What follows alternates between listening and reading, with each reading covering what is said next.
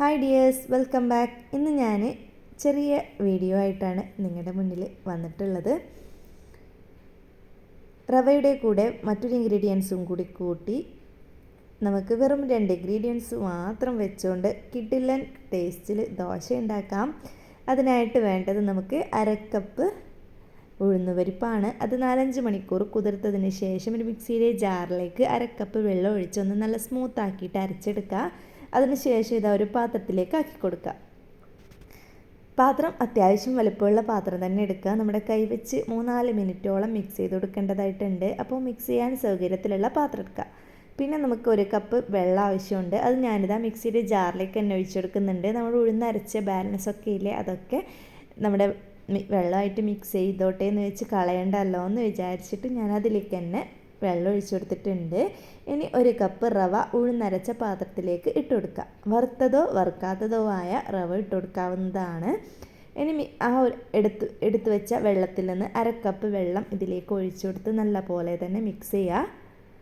കൈവച്ച് തന്നെ മിക്സ് ചെയ്യാനായിട്ട് നോക്കുക. 3-4 മിനിറ്റ് എങ്കിലും മിക്സ് ചെയ്ത് കൊടുക്കുക. നമ്മുടെ റവ നമ്മുടെ മിക്സിങ്ങിലാണ് സോഫ്റ്റായിട്ട് കിട്ടുന്നത്.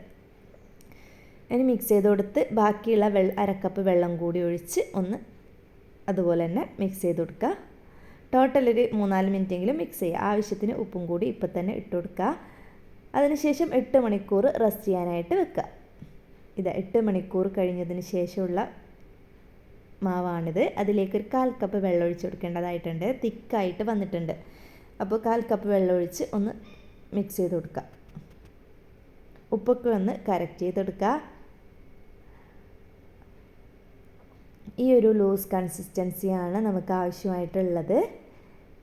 ഈ ഒരു കറക്റ്റ് ആയിക്കഴിഞ്ഞാൽ ഇനി ദോശ ചുട്ടെടുക്കാം. നിങ്ങൾക്ക് സാധാ നോൺ സ്റ്റിക്ക് പാനിലോ ഇരുമ്പ് ചട്ടിയിലോ ഇരുമ്പ് തവയില്ലേ അതിലോ ദോശ ചുട്ടെടുക്കാവുന്നതാണ്. ഞാൻ ഇവിടെ നോൺ സ്റ്റിക്കിൻ്റെ വലിയൊരു തവയാണ് വെച്ചിട്ടുള്ളത്.